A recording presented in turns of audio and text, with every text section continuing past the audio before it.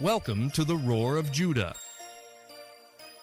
Our mission is to hear God's voice above the noise of this world. And now, here's your host, Dr. Mike. And as a licensed counselor, I'm thrilled to have my guest today to talk a little bit about her own journey with mental health.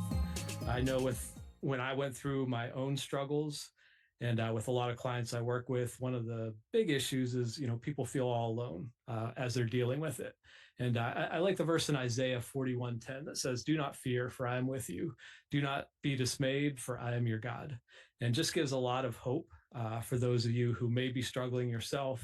And hopefully you'll find some comfort and hope in the story from our guest today. So please welcome with me, Vicky Stehr. How you doing, Vicky? I am wonderful. Thank you for asking, Dr. Mike. And we were talking right before, and it was supposed to be Vicky Stehr, and I said Vicky Stehr anyway. But I did my best. Sorry, I had one job, and I blew it. No, it's wonderful. It's all great. All good. So just like all guests. Oh, go ahead. Yeah, just the spelling of the name, it's German, so it's all good. Sounds good. And just like all guests, just to lead off, like anything you want to share about where you're living, anything about your family. Sure. Well, my name is Vicky, although I did legally change it to Victoria, but most people call me Vicky. I have a wonderful family. I have 4 siblings that I love dearly, and all their children and their spouses. I have a husband and stepchildren that are all adults. I'm more than blessed by the family I have because they all care so much and always have. And I'm from Minnesota, originally from northern Minnesota, closer to Canada, but now I live in southern Minnesota. So I do have just a question, a curiosity for you. Yeah. So I'm on the East Coast. Yeah. So when we want to go to Canada, it's all like Lake Erie, and there's all these lakes. So there's one bridge called the Rainbow Bridge, and then there's another one like in Detroit. But that's the only way you can really go into Canada is to cross one of those bridges, unless you want to go for a long swim. But then I always wondered, west of Detroit, since you live close to the border, couldn't you just walk into Canada anytime you wanted to? Yes, for sure. Actually, I used to camp on the border all the time. I just did this last year. You could take your boat and go across the lake and you're in Canada, or through the woods, and there you are, and you're in another country. Yeah, see, on the East Coast, that's foreign to us because there's there's only a couple bridges that will get you there. And, we don't, but then you look at a map of the United States and it's what do all those people that it looks like you could just walk in, so there's no fence or anything there. It's just. No, just a lot of pine trees, beautiful pine trees, lakes. Actually, there's quite a few lakes on the border. Mm-hmm. Many people may have heard of the Boundary Waters, for instance, which literally goes right up into parts of Canada. It's just a beautiful area. I love it. I don't live there anymore, but I definitely visit frequently. Okay. So what would happen? Do they care? If, say, the Canadian police would see you walking across the border, would they even care? I have no idea. I mean, to me, if I was going to go into Canada from Minnesota, I'd probably just take a boat because it's just, woods upon woods, and there's International Falls. That's one of the main point of entries into Canada, and there's another one closer to North Dakota. Mm-hmm. But I have no idea. I mean, like I said, I've camped on the border. I've even fished in Canada. Man, we'd have to use dead minnows because in Canada that's the legal thing. Even though, I don't know how they would know the difference because are you in Minnesota or Canada? I don't know. Yeah. I appreciate you answering that. That's always been curiosity to me, being on the East Coast, because we don't have the ability to just walk into the woods and end up in Canada. That's very interesting. I didn't know that either. So anyways, to get us back on track, I know you've dealt with some mental health struggles yourself, and I am very inspired and encouraged by your bravery and courage to come on and, share some of the things that you've dealt with, some of the things you've gone through, and hopefully provide some hope to others. So I'm just going to turn it over to you and let you run with your story. Oh, wow. Well, for starters, I will just say 2015 was definitely a turning or a breaking point for me mentally. But my journey started as a child, experiencing some trauma emotionally, maybe physically, even sexually.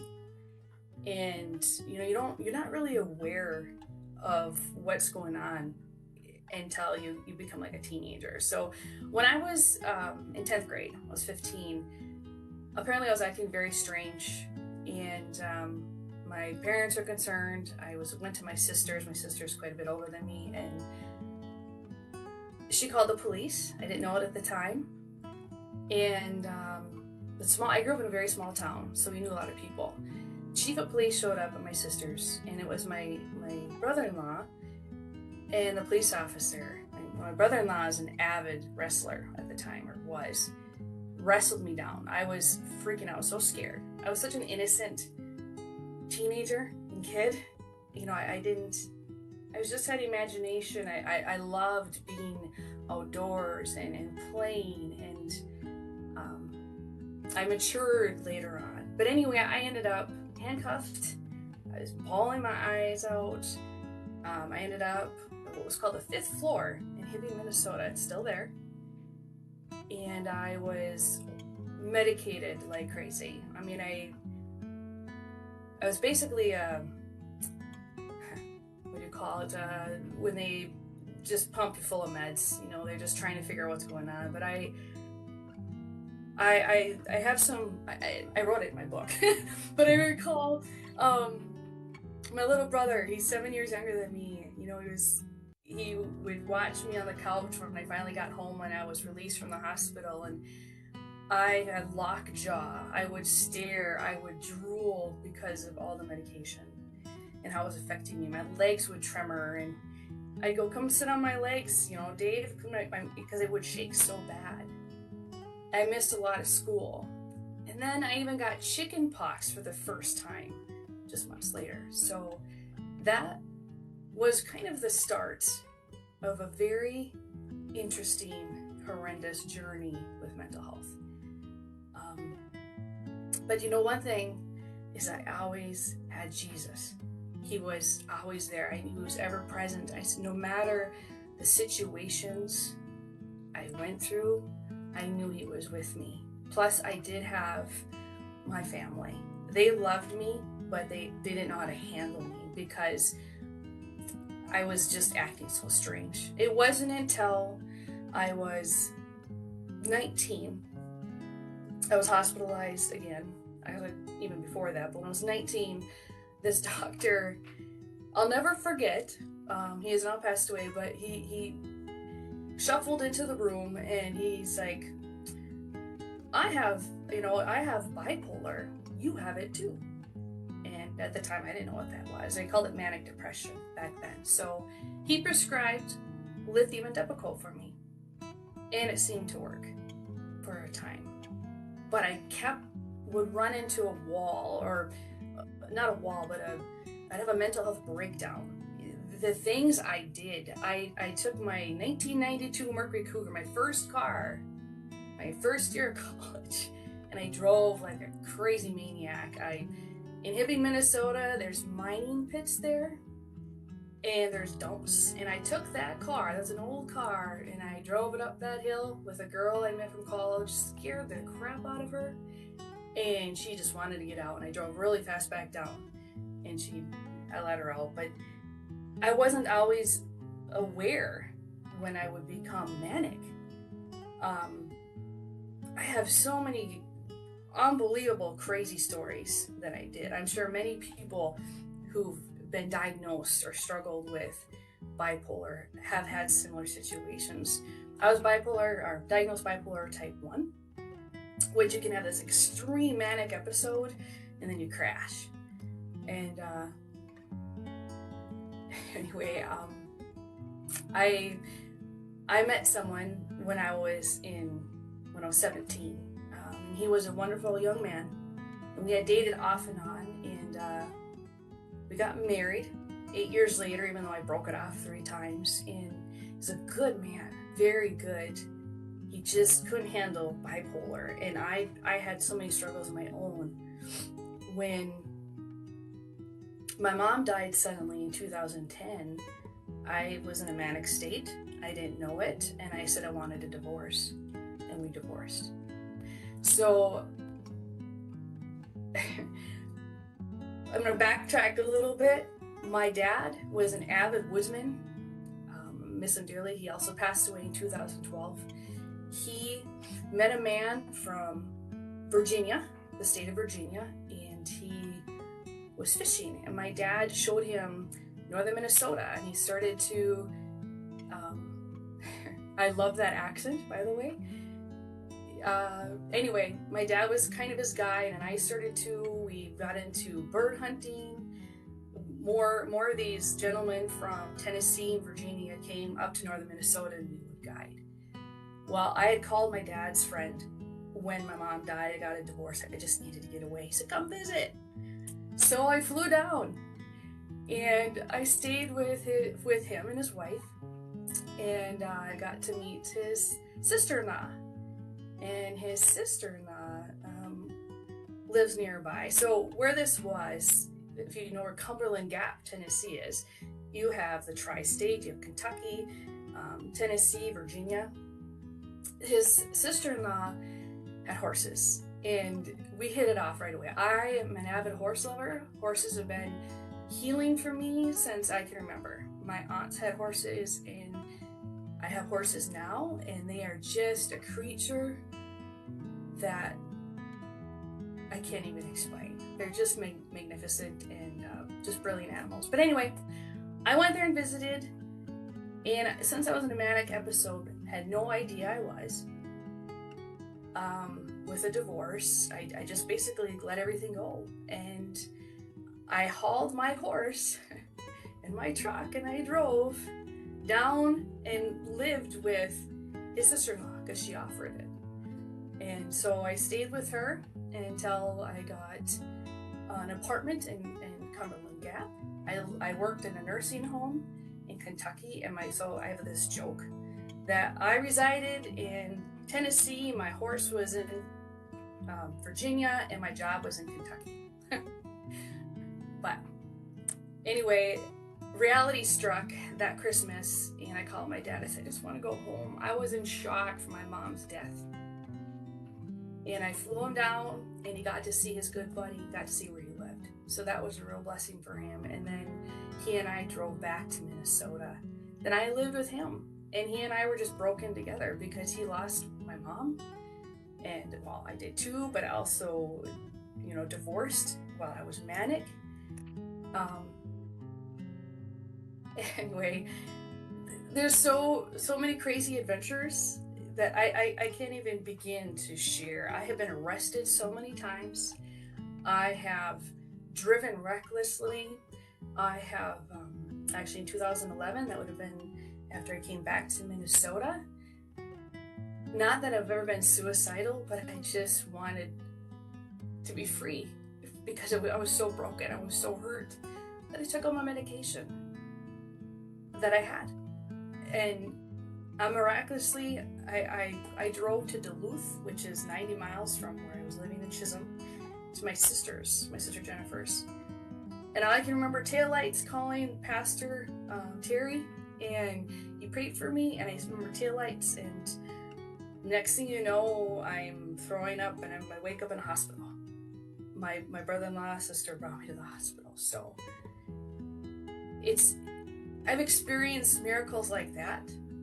When I was 19 and I hit that really bad depression when my parents couldn't handle me, they wouldn't let me live there anymore. They made me go live in a assisted living kind of for people with disabilities or mental health issues.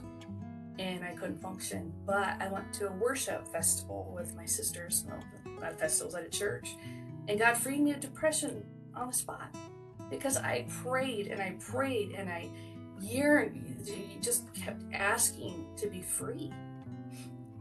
It's all I ever wanted was to be free. The mental illness and the torment. I was bullied in school. I was called psycho. It was chanted in the hallways. But I never lost sight of Jesus. I never lost sight of who he is, but how I just wanted to be friends and have friends. But I was always picked on in some sort of way. Or I'm a very funny, silly person, and I don't know if it annoys people sometimes too, but that's okay. Anyway,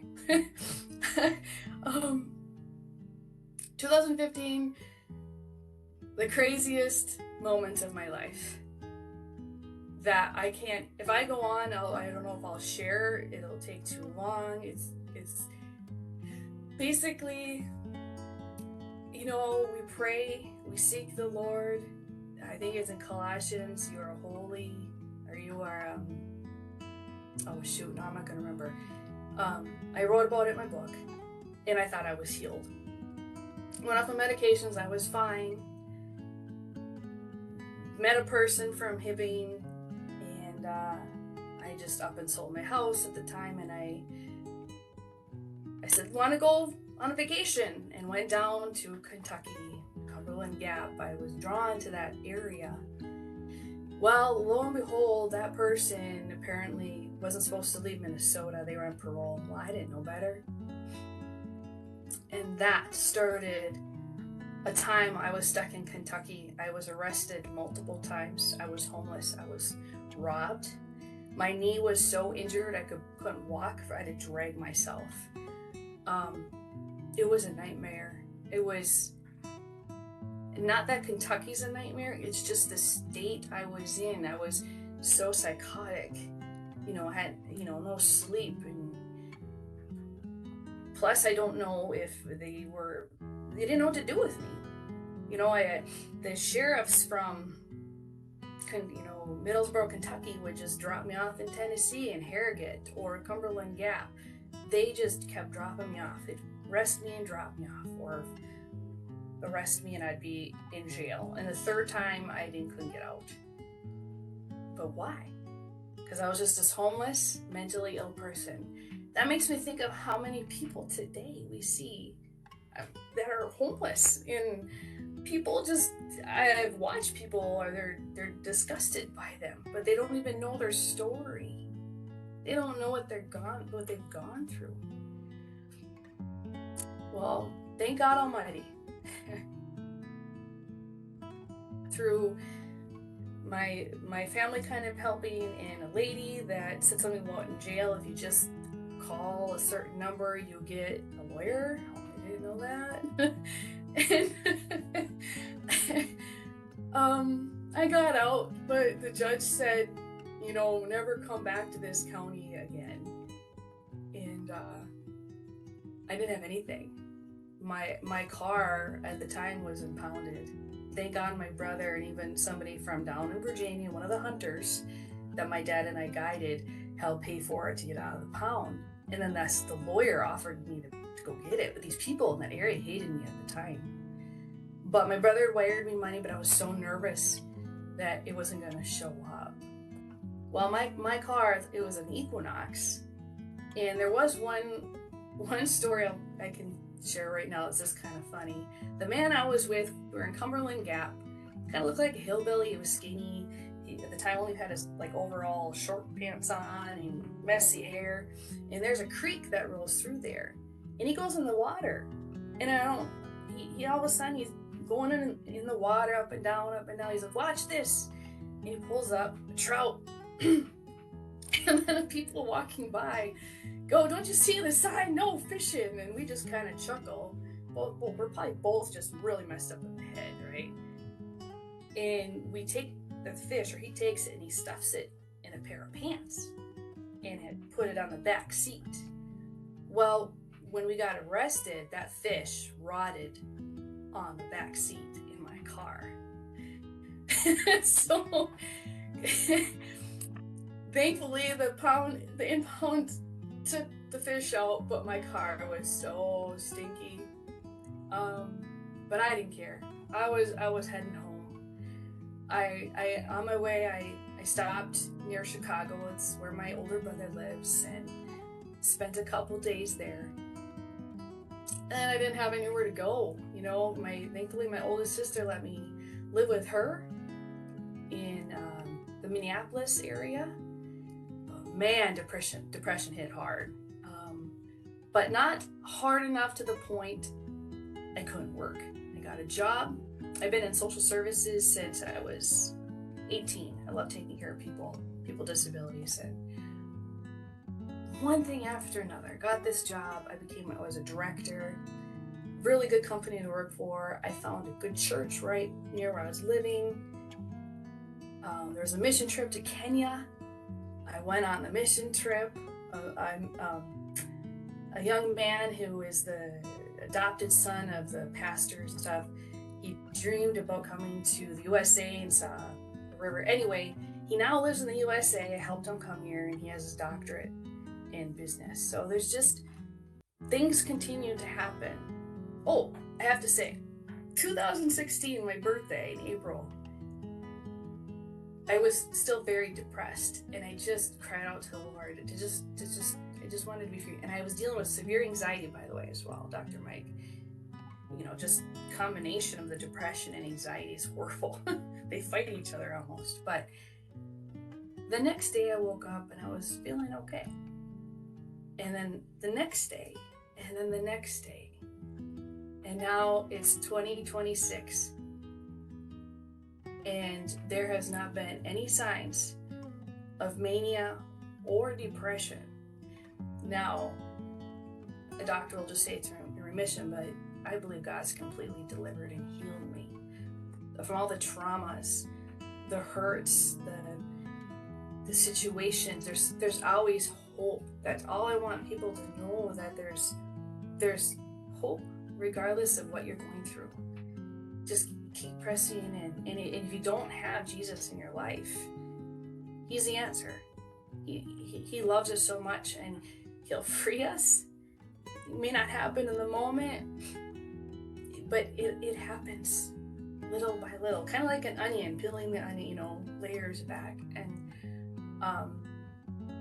I'm just beyond blessed. I had, because of maybe the sexual trauma I went through, I had issues with relationships, and I gave up in 2017. And a man had contacted me online, and it's a farmer. I didn't know what to think at the time, but he turned out to be one of the most amazing men I know. He's humble, he's kind, he's good, he's got a wonderful family, and I'm more than blessed to now live in southern Minnesota on a beef farm, have my horses there, a couple horses, and I'm just so grateful. And I just want people to know that don't give up. Seek help, reach out. Even if it doesn't have to be people you know or don't know. I see on social media, someone's like, does prayer really work for you? And this is on a mental health link. It's like, yes. Don't give up. God will deliver you. Just keep pressing on. So I don't know what else to say except that he loves us so much, and I am so grateful that regardless of any of the situations I have gone through or have done, he loves me, and I'm blessed. Plus, I had a good family regardless of their hang-ups, and I enjoy the outdoors with them, and hunting and fishing and berry picking. And now beef cattle and baby calves.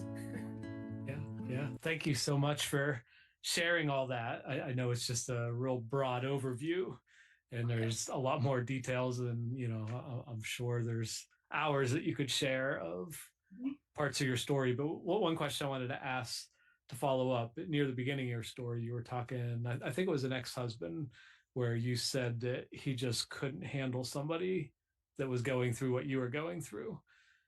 So there's probably a lot of people listening right now that, maybe they're not dealing with it, but they have a loved one that, is going through bipolar, schizophrenia, or can't get out of bed with severe depression and those sort of issues. So, kind of when you made the statement, like he didn't know how to handle it, what do you think would have been something, like if he could handle it, like what did you need in that moment from him?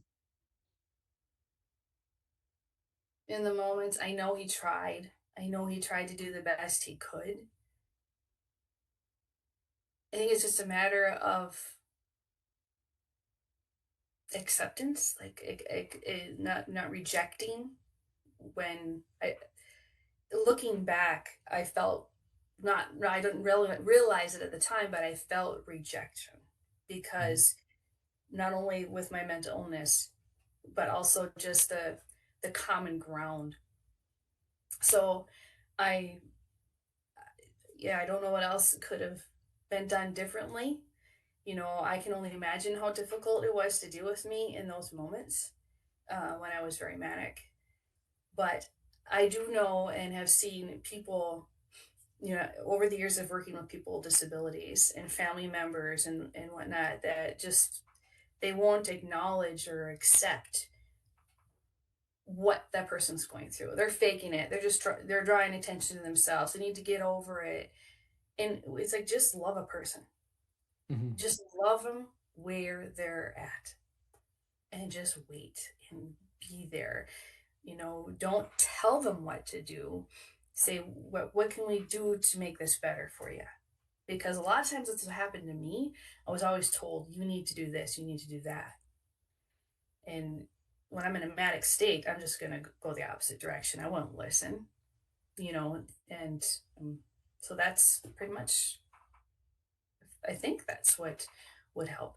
Yeah, and it's so difficult because as a licensed counselor, a lot of times like connecting with the family as well, who's dealing in their own way with whatever it is that the client's dealing with. And I wish there was a magic textbook answer that all you need to give them some tough love. You need to give them unconditional love and embrace them, and because everybody responds so differently.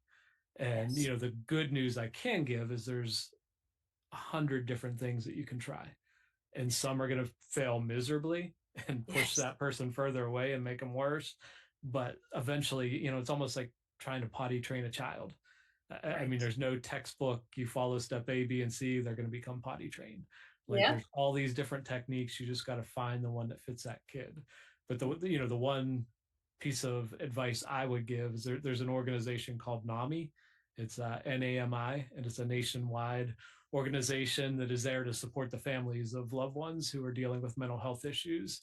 And it's a good, because a lot of times you feel like you're all alone, Yeah. and like these will connect you. You'll have other families there that are dealing with a loved one with bipolar or depression, or whatever the issue is, and you can start to Yeah. strategize and see what has worked and come up with ideas, and just have that supportive environment as well. I saw you kind of lit up when I mentioned that. Do you have any affiliation with them? I mean, Uh, are I you don't, aware but of I that? well, actually, I'm a member, but I'm Mhm. not excessively involved. But it is a good organization, and Yeah, they do have a lot of information and ways to help people for sure. Yeah. yeah, yeah. And just out of curiosity, like, is there anything you look back on it? I remember working with somebody one time that was in a manic episode, and they just got in their mind that for some reason China was going to stop manufacturing shoes. So she literally went to the shoe store and bought like 200 pairs of shoes. And for I've some gone reason, crazy. the shoe store was probably gladly let her buy 200 pairs of shoes. But, it's one of those things where she looks back on that and just Yeah. finds it hilarious now. Like, do you Yeah. look back at anything in your journey that you're just like, what all I can do at this point is laugh about that? Yeah. I basically every situation I can either laugh about or I'm an open book. I'll tell everything and anything. Um, I'm trying to think of situations. I get even almost so into psychosis that I couldn't watch TV because I thought it was talking to me.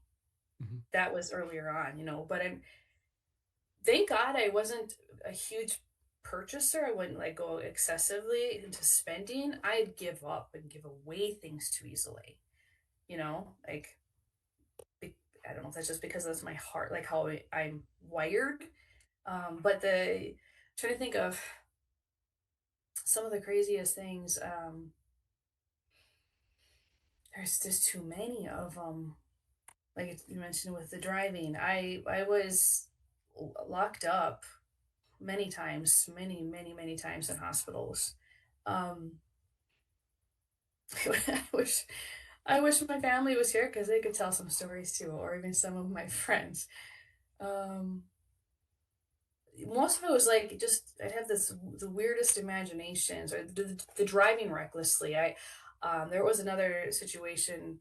This was with my first husband, or we weren't married yet. It was right after we had met, and it was on Halloween, and I wore a skunk costume. He was at the bowling alley. He worked at the bowling alley too. I showed up in my skunk costume. Well, then I left, and all I had on was that skunk costume. And then I remember driving and blacking out and going kind of in the ditch. And then I kind of like snapped to, and I was so embarrassed. And I got back on the road, and here someone had called the cops. But I just kept going and going. And I ended up in Brainerd, Minnesota, and then ended up in the hospital over there. Mhm. You know, I would, in the middle of the night. Oh, here's one thing. My sister just reminded me of something I forgot I did. Apparently, I borrowed her Walkman back in the day. And she's like, "Do you remember what you did with it?" And I'm like, "Oh, wait, I don't know. You told me you threw it in the lake." Well, Chisholm has lakes, or a lake, excuse me.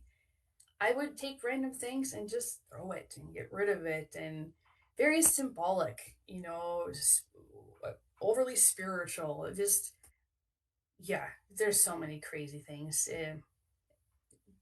You don't even want to know. And I'm sure if people want to like dig a little deeper into some of those, you have a book you wrote on your experiences, Yes, I correct? do. Yes. And I wrote.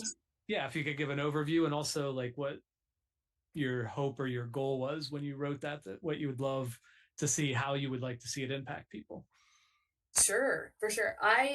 After 2015, the experiences in Kentucky, it's like, gotta write a book. Even someone told me I should write about my story. The whole purpose, or part of the beans was also a healing for me. That's what it helped when I was writing it, because it's my memoir. But it's all about what the hope. I have scripture after, like each chapter, and just a thought of the freedom that comes along through this journey of my life. The ups and downs, the roller coaster, the crazy. All I want is people to know the love of Jesus, and that they can make it. Mm-hmm. It's gonna be okay. And if I, who's come near death more than once because of the bipolar, if I can make it, you can make it too. To just keep persevering, just keep trying. Don't wallow. Don't get into self-pity. Just keep going and keep looking up. Yeah. Thank you for those words of encouragement. And for sure, at the very top of the description, I'll put the name of your book. I'll probably put the Amazon link, but it's also on Barnes and Nobles and across all the bookstore platforms that they can find that.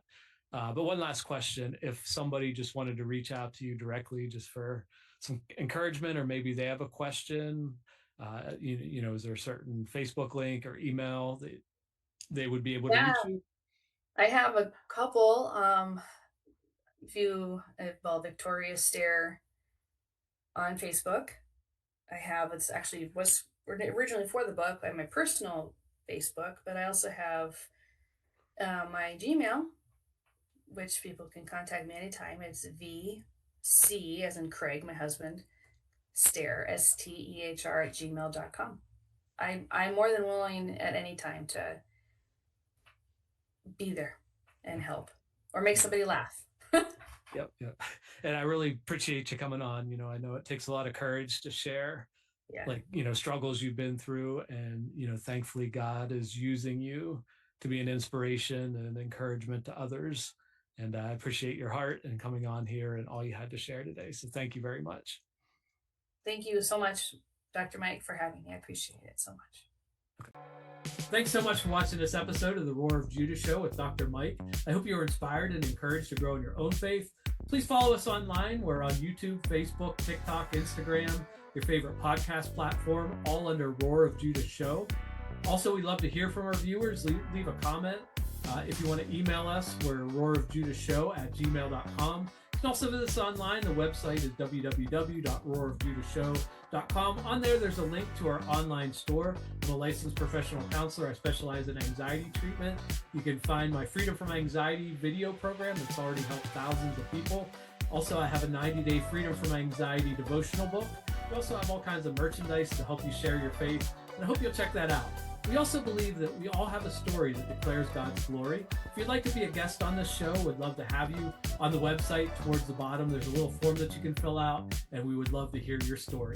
So may the Lord bless you. May the Lord keep you. May his face shine upon you as you let your light shine, so others would see your good deeds and worship your Father in heaven. This is Dr. Mike signing off. Until next time.